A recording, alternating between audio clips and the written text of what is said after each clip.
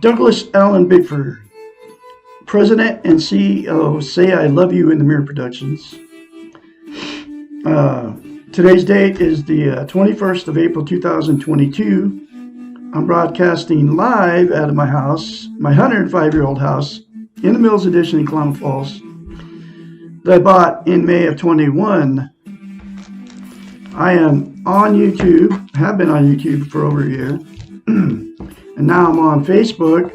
I think I'm pushing 2 months of being on Facebook live, teaching self-esteem out of this book right here. Her name is Dr. Susanna McMahon. She has a PhD in psychology. She also has a master's in psychology. Anyway, this book was published in 1992, so she wrote it in the 90s, and every chapter in it talks about how we've been trained and taught not to have self-love. That's just one of the things it talks about in this book. It talks about how we've been trained and taught to love ourselves, or love others more than we love ourselves, okay? You know, just all the bad stuff, you know, like in the dictionaries, they say we've been trained that the word selfish is a bad thing, okay? And all selfish means is you've taken care of yourself, period. It's a one-man operation, like me. I would be considered selfish because I take care of my own needs, but that's all it is. But you got to excuse me for a second.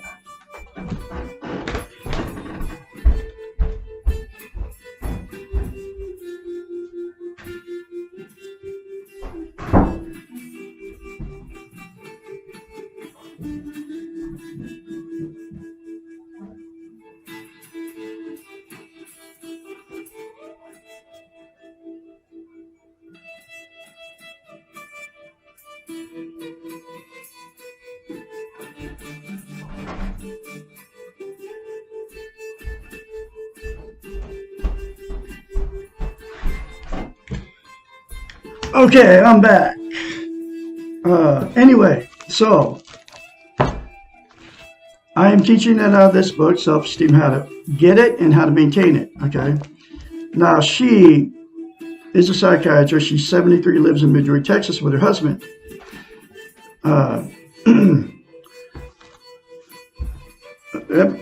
Like I said, every chapter in this book talks about how we've been trained and taught not to have self-love, self-esteem, self-worth, self-confidence, and what self-esteem is, okay? Most people don't know the two words even mean because nobody tells you what it means. So people just guess at it. I've had people tell me it's selfish and it's egotistical and prideful. You know, all the bad things. It makes you a narcissist if you have self-love, okay? And that's all not true. And what it is, okay, so we've all been in relationships, right? You know that good feeling you have when you first meet somebody? And you can't wait to be with them. Can't wait to hang out with them. It's happened to all of us, okay? When that brand new relationship, when you're falling in love, okay? You know that good feeling. What self-esteem is that good feeling towards yourself. And she, a psychiatrist, came up with a way to give you that good feeling, because she's had thousands of clients, right?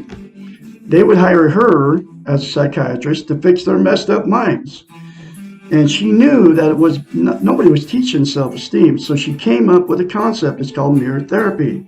She's the originator of this concept. That's why you never hear this concept.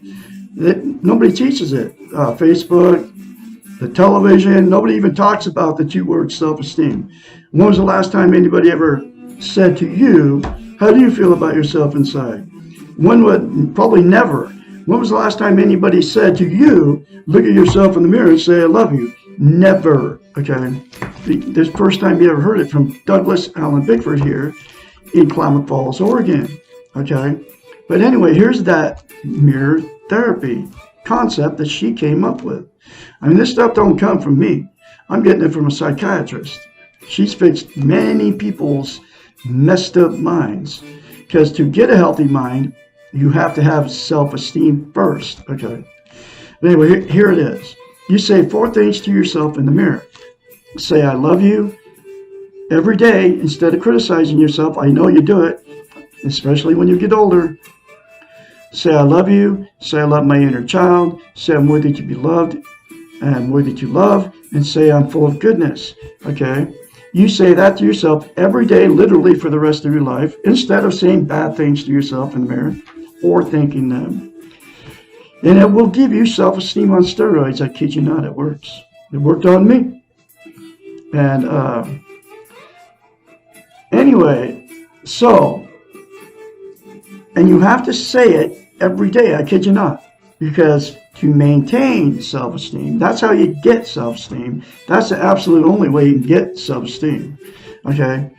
And that's how you get it. But to maintain it, you have to practice it. Practice it. It's like lifting weights, okay? I don't know if you ever lifted weights, but you lift weights for a while, then you stop. You lose the muscle mass. You have to start over. Self-esteem is the exact same thing, okay? So you have to say that daily. It's not going to do you any good just say it a few times. You have to continue to do it the rest of your life. Seriously. Take it less than 10 seconds. I love Douglas A. Bickford. I love my inner child. I'm worthy to be loved, worthy to love. I am full of goodness. I say it to myself every day. I have been for over a year. And that's why I'm very confidently spreading her message that you are all full of goodness. Okay, you just don't know it. Because nobody ever tells you that. But you are. Okay. Anyway. So the thing about self-esteem is you can't love without it. You can't be loved without it. And you also cannot be content. Okay. And nobody's ever told you this before either. Okay. Because nobody's teaching it. And that's why I'm teaching it. That's why I'm here. To help you. I really am. I'm just trying to help you folks out there. Because you don't know what you're missing by not having self-love. But you can all get it by the 4 things to yourself in the mirror. Seriously. You will feel something different when you go around total strangers, if you start saying that to yourself in the mirror and you keep saying it. Okay? But anyway, you can't love without self-esteem. You cannot be loved without self-esteem. And you also cannot be content. What content means is you feel good about how, where, and what you are. It's also known as internal peace. When you get self-esteem, you'll get content. You'll have this internal peace that you've never had before. I have it now, okay? Because I've been saying those 4 things to myself in the mirror every day for, like 15 months, I think now. Since January, February of 21, okay? But anyway, what people do to try to be content, there's 10 things, okay? Drugs, alcohol, sex, food, gambling, television, religion, another person, material possessions, or money. Those 10 things are outside of yourself. There's absolutely only one way to be content, and really what content means is to be happy permanently. Okay, those 10 things will make you happy momentarily, but you know how it works. Just like one example, you turn the TV on. It feels good while you're watching it, but the good feeling goes away after you turn it off. Or, that warm, fuzzy feeling you get from alcohol goes away after the buzz wears off. Same thing with drugs. The pot, high, you come back to down off the drug, and then don't feel good anymore. Okay. Or you're sitting in church, right? It feels good while you're sitting in church. But as soon as you go away, that good feeling goes away. So you go back and have more church, just like you do more drugs, or you do more TV, or you do more alcohol to get the same good feeling. Okay. Those are just 4 examples of the 10 things. I mean, you can think about all 10 of those things. It feels good when you get it, but that good feeling never lasts. And I'll say it again. The only way that you will be content is with the 4 things to yourself in the mirror daily for the rest of your life, literally. Less than 10 seconds, folks, will change your life. And the other thing, you can't be loved or love without self-esteem. So 2 people will get married, they'll get together, you attract exactly what you are. If you don't have self-esteem, you'll get somebody that can't love you. Okay, if you go into a relationship without self-esteem, and then the relationship always turns toxic, and you know what I'm talking about. That's why I've been married 4 times.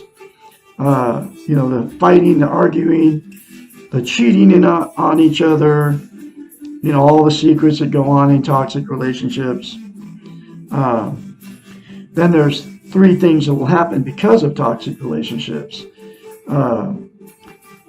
Like me, I'm a relationship jumper because I didn't know what was going on in all these. I've been married 4 times because of it. I jumped right back in another one before I ever attained self-esteem, self-love. And then the exact same thing happened in that relationship, whether I married him or not. But I've been married 4 times and divorced 4 times because of no self-esteem.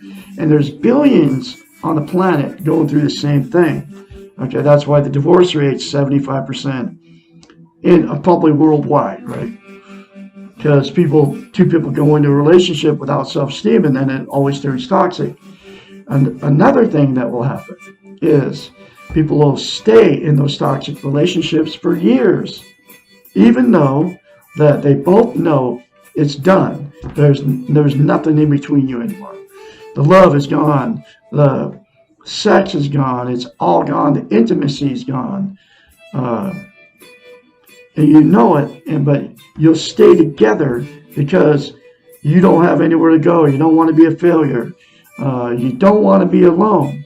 So you just stay in a stuck state, miserable. Okay. And then it won't be talked about, to all your friends and family and church members, the relationship between the 2, because you don't want them to disrespect you and not like you because you couldn't make the relationship work. Okay. And then the last thing that will happen is you'll just say screw it and be alone forever. I've been free and clear of a toxic relationship for pushing 18 months. Next woman I meet, though, will have self-love. She'll be able to confidently say to herself in the mirror, I love you, because I'll attract somebody just like me.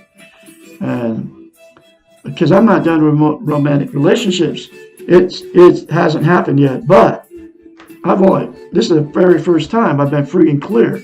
I'm not jumping back in a relationship for pushing 18 months because I was a relationship jumper, not no more. The next one I meet will love herself, and then we will live happily ever after. Because, all the stuff that goes on with people with no self-esteem won't be happening with her. But anyway, just like me.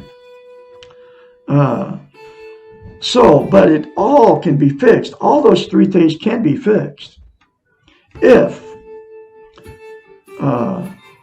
both people in the relationship would do the mirror therapy thing, 4 things to yourselves in the mirror, and you could fix your messed up marriage or relationship. You could.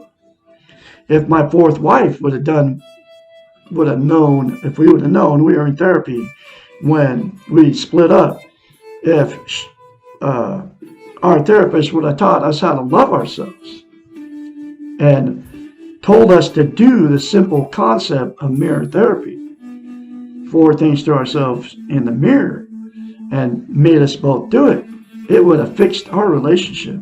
Okay. We would still be together. But she would have to get very honest with herself, just like I've had to get honest with myself. because you have to get honest with yourself. You have to let go of your defense mechanisms. And the only way to do that is start saying those 4 things to yourself in the mirror. Okay? That's what I mean by getting honest with yourself. Because we all have defense mechanisms, you know. But anyway, those are the 4 things that happen. Or those are the 3 things that will happen in toxic relationships. But it can all be fixed if you attain self-esteem. Even the one that's living alone. Okay? Because usually after you all burn out at that point, okay, you just go, well, screw it. They quit putting makeup on and don't ever go out of the house. And when they do go out of the house, you've all seen, the single people running around. A lot of times they're just like, let themselves go because they don't care anymore. They're not looking for anybody anymore. And they're just done. They're done basically with life. But they get self-esteem, and the people like that. And they will put makeup on and all that. They'll dress all up. That's what I do when I go out. Because I take care of myself, because I have self-love now.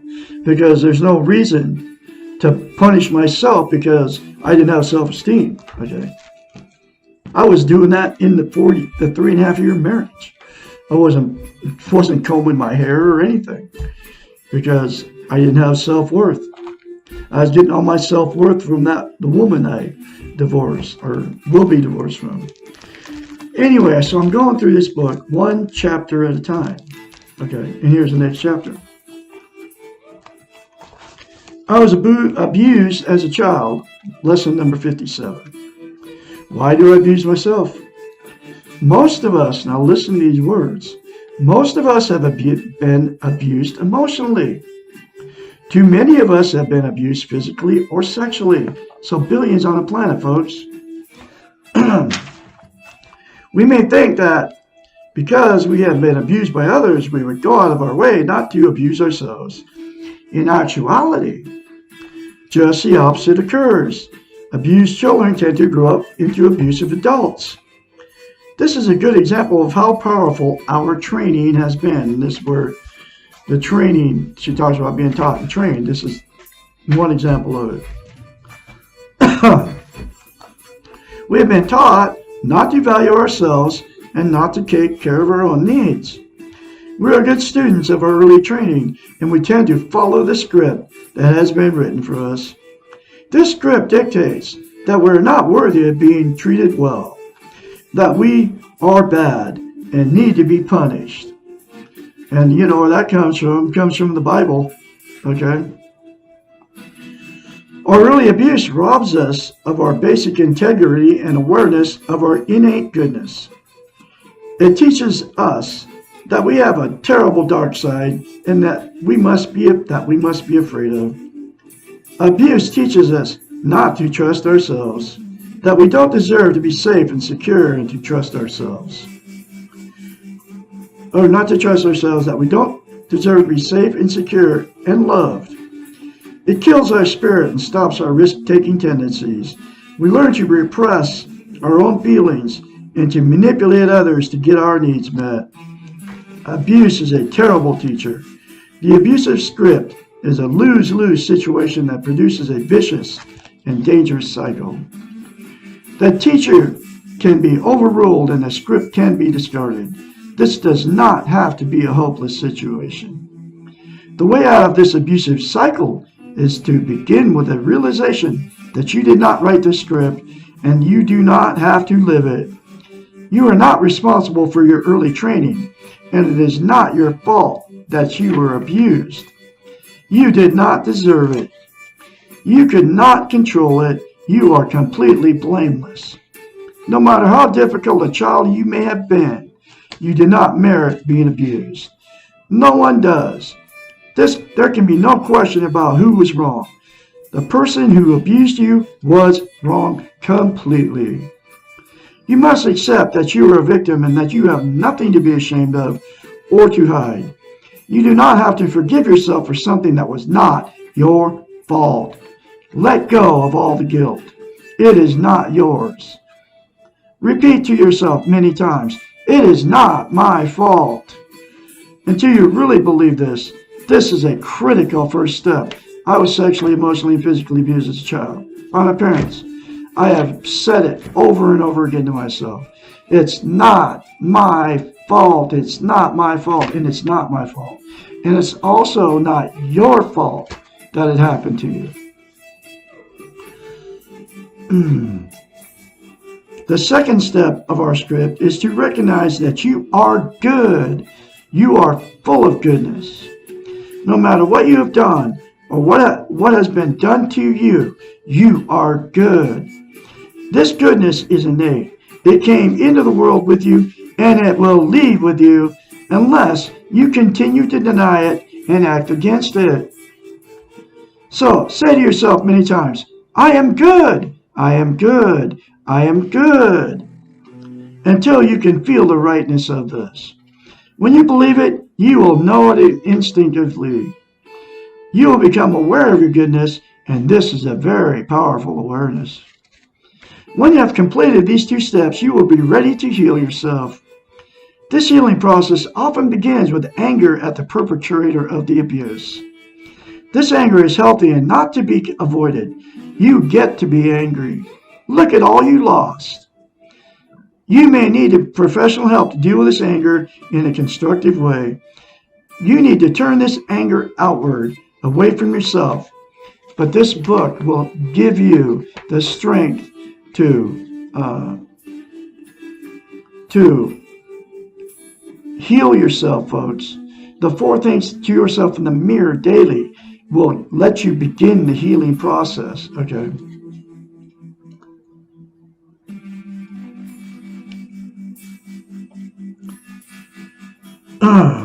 You need to turn this anger outward, and that's what the 4 things in the mirror will help you do, is turn the anger outward, not towards yourself.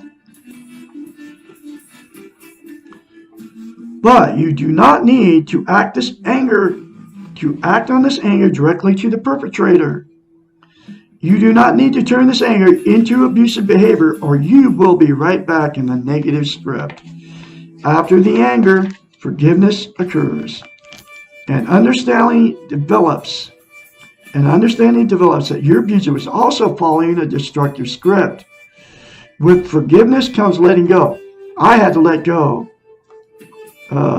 Forgive my father and mother for doing what they did to me. I had to let go and forgive the last woman I was with and let go. Forgive her for what she did to me, because she abused me too.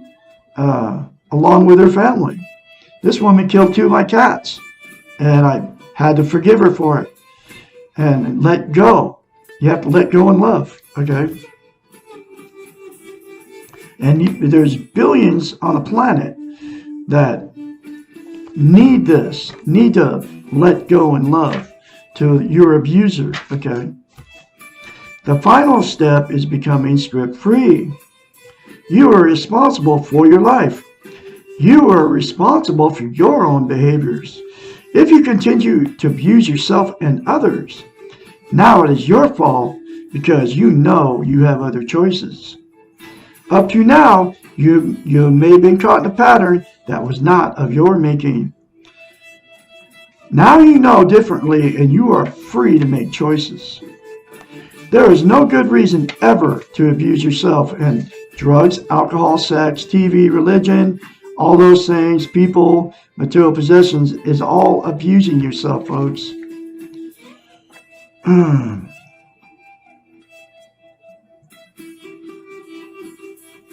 There is no good reason ever to abuse yourself. There is no need ever to punish yourself or be destructive to yourself.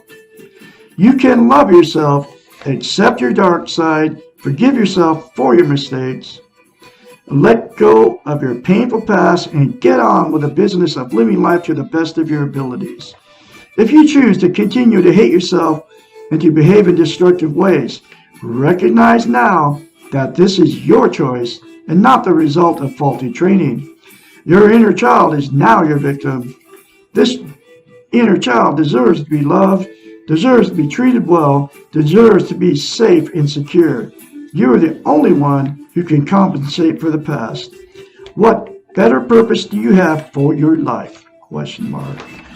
four things to yourself in the mirror daily will give you the strength and the power to quit hating yourself and quit destroying yourself because of your abusive past.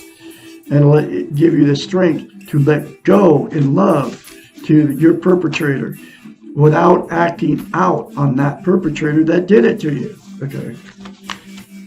I can be your mentor when you start going through this change. 458-232-5238. It's my phone number. Call me anytime, day or night. When you start going through the change, when you start seeing those four things to yourself in the mirror, remember that you're good. You were born good. You will go out good. If you can accept that you're good, I'm going to have another chapter for you tomorrow. I'm doing so much and nothing's working. Lesson 58. You'll have a great day out there, and I'll talk to you tomorrow.